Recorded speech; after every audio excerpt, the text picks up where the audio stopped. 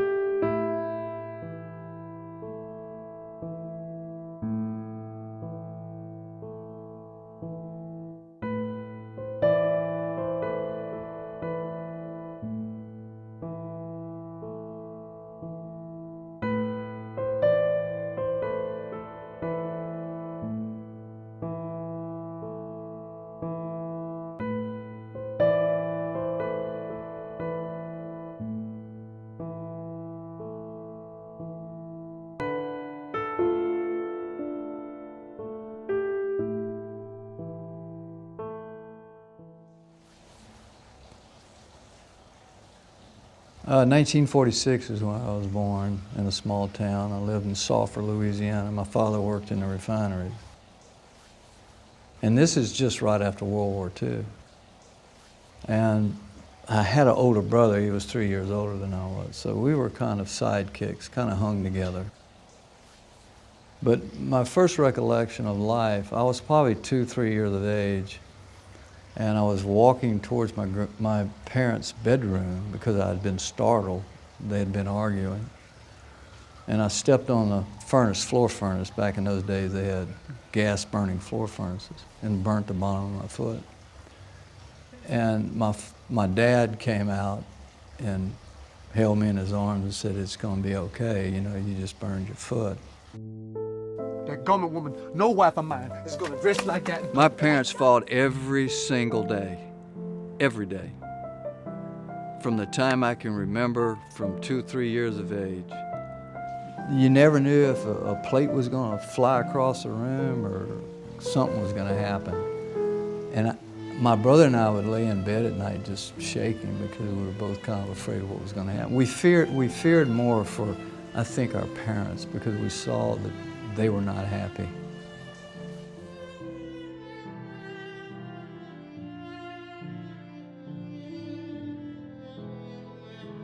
Relationships early on in a child's life is important. So that influenced me greatly. And what I mean by that is that the child needs an example. He needs to see a loving mother and a loving father. Summers would come along and my brother and I would escape to my grandparents, and it was a whole different atmosphere. Everything they did took a lot of physical labor. They were farmers, and it was just the chores that they had to do every day just is unbelievable. But it was good for me because I was seeing the work ethics that these people had and the love that they had for each other and for what was going on.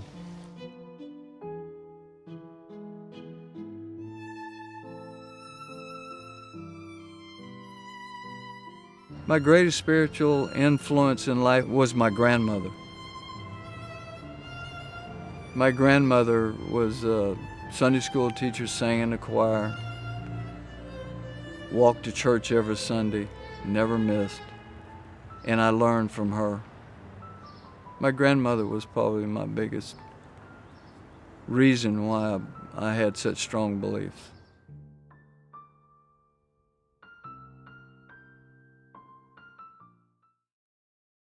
In life, we go through these things that sometimes we don't have control over, and we start viewing ourselves in a different way. When I started school, I was a good student. Probably around the 5th or 6th grade, I started doing behavior that no one understood.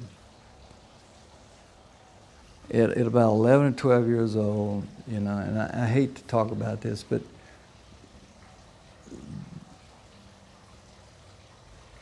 I had an incident happen to me that where, and I don't want to talk about the details, but where this fella did some things to me that I felt was my fault.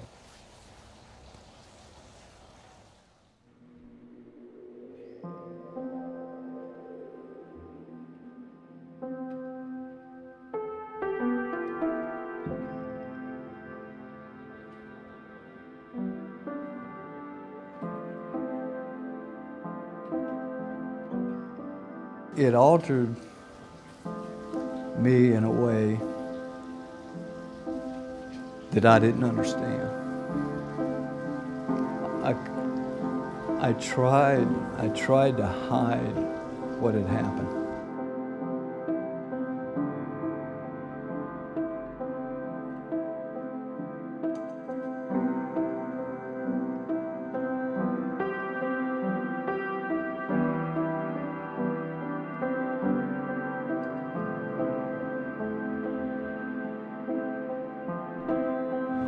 That really changed my identity and how I viewed myself. Believing it was my fault, believing I shouldn't have done those things. I should have changed it, I shouldn't have been there. And anybody that's been in that situation understands what I'm saying, because you blame yourself.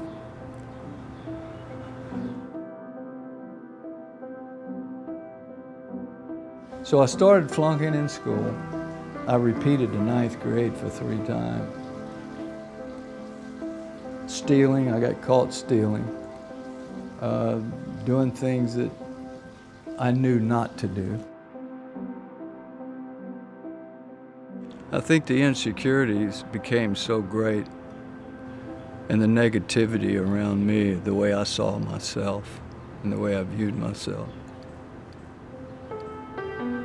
finally hit the lowest point. My parents continued to fight every day, it seemed like, and it got to where it became very physical in time, where they were throwing things at each other. It was pretty bad. The night I ran away is the night that my mother and I got in a really bad fight, and she was hitting me pretty hard. She caught me across the bridge of the nose with the heel of her shoe, a high heel shoe. And it stunned me pretty bad, so I kind of pushed her and she fell over the table. So I just hopped on my bike and took off. I actually hitchhiked from Louisiana to California. I wanted to be this surfer dude, man. I mean, I saw myself, I know all this stuff going on, I'm seeing myself as this guy that lived on the beach. I had it all figured out. I was gonna live on the beach, I was gonna surf. But the people I was staying with, if I remember right, got a phone call from the police. They finally found where I was at. But I ended up hitchhiking back home. And when I got home, my mother said, well, you have an option. You can go to reform school. That's what we called it in those days, reform school. Or you can go in the military.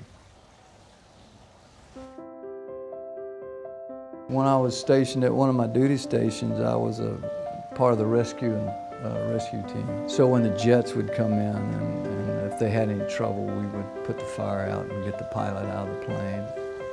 I befriended some of the local kids in the community, which were about my age. And they suggested for me to go talk to the principal of the school. Maybe I could enroll in high school and get my high school diploma if the Navy would give me permission. And they did. So I'm in high school, making good grades, giving me more confidence. You know, I tell people I finally felt the security and love that I wanted. February came along. This was February of 1966, I believe it was, that I got orders to go to Vietnam. So I had to leave the school.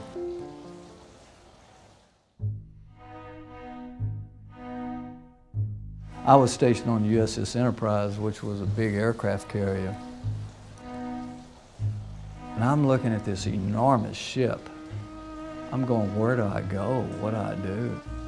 I go up and get up on the ship, salute to go on board, and I'll never forget what the guy said. The first guy I met on the ship. He said, you better have a string tied to your rack and one to your rear end because you're gonna get lost.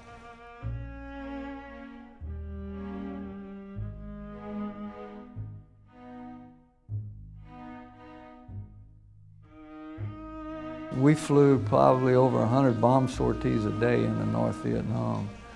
We'd have these young pilots climbing these aircraft and flying and bombing runs and put their life at risk. And there I am on the flight deck.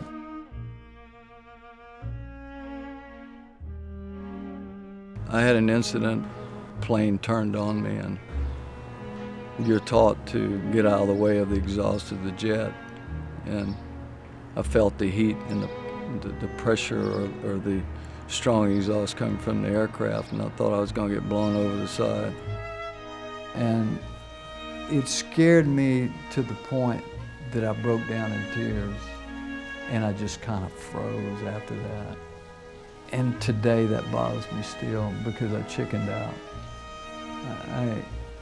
I was very ashamed of myself. I got discharged, came home, and the first words out of my mom's mouth was, okay now son, you're out of the military, you still don't have a high school diploma. What are you gonna do with yourself? I looked at her and I said, well Mama, I'm gonna be a doctor. She kind of chuckled. I guess seeing things that I saw made me want to be giving. And I thought the epitome of education to me would be to get my medical degree. So I enrolled at the local university. Tried to enroll at the local university, but you had to have a high school diploma, so they gave me a GED exam. Somehow I passed that rascal, I don't know how. The first semester, I made straight Fs.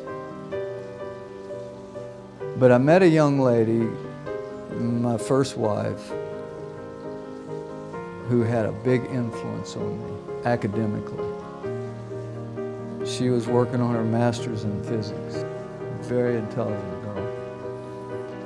Married for a very short while, but the lack of knowledge bothered me. So it gave me that crutch that I needed to put the fire in me. And so I thought if I could get educated, then I might have some confidence. And so I started really studying hard and working hard. And I had 8 4.0 semesters. After I finished college and graduated and got my BS degree, I still had that yearn for medical school. I'd get these letters each month from the school stating that I'm still being considered for acceptance. And the last letter would come around May or so. I got rejected from medical school 4 years in a row.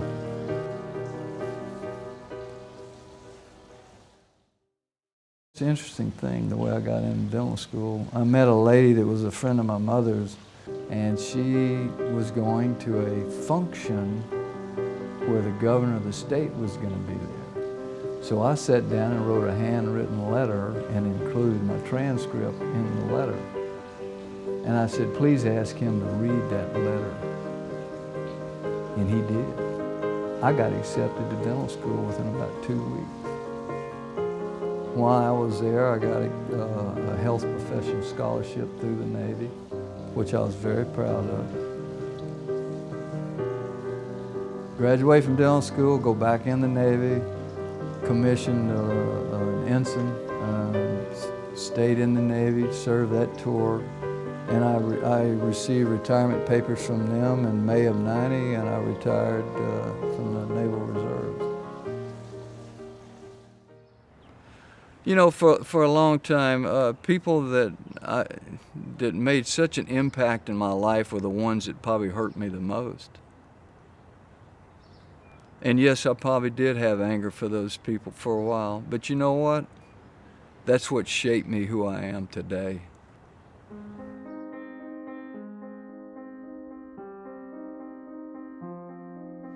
There's some photographs that I have from back when I was 3 or 4 years of age, and the person that I was standing closest to was my daddy.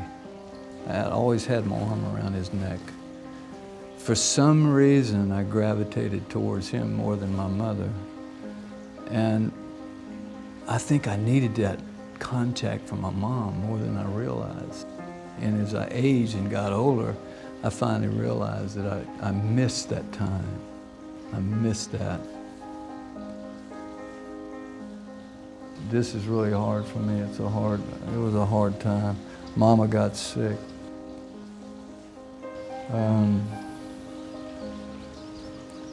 She had a brain aneurysm. Before she went into a coma. Her last few words to me were, did you apply to medical school? At the age of 45, I was accepted to medical school, finally, after all those years. And finished medical school at 49 years of age. I felt finally I had reached that goal that I had set for myself.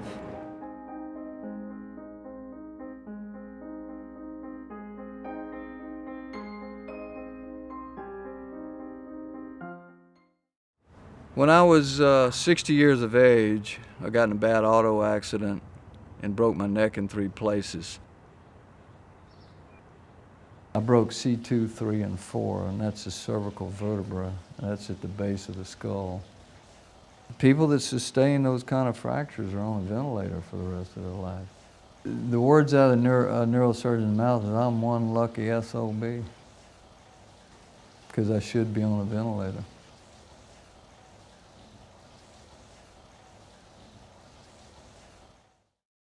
After the accident, I started hearing music when I was asleep, and that's never happened to me before. So I'd have to get up out of bed and I'd write these lyrics down.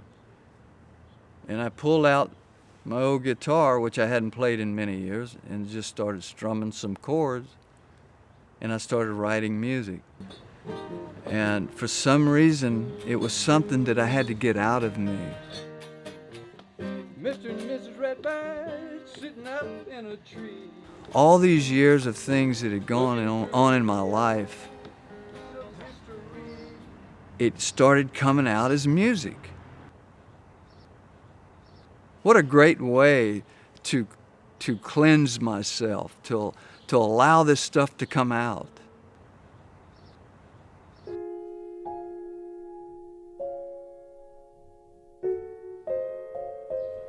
When I look back on my life, the dreams that I have accomplished is academic achievement, because for so many years I was told that I could not do it.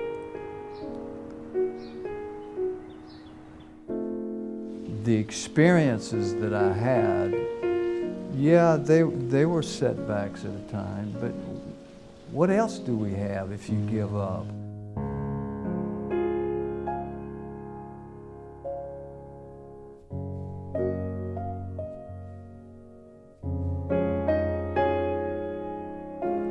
I finally have become at peace with myself.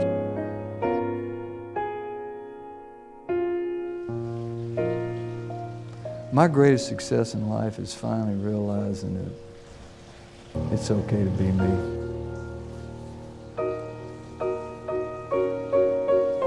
okay, baby.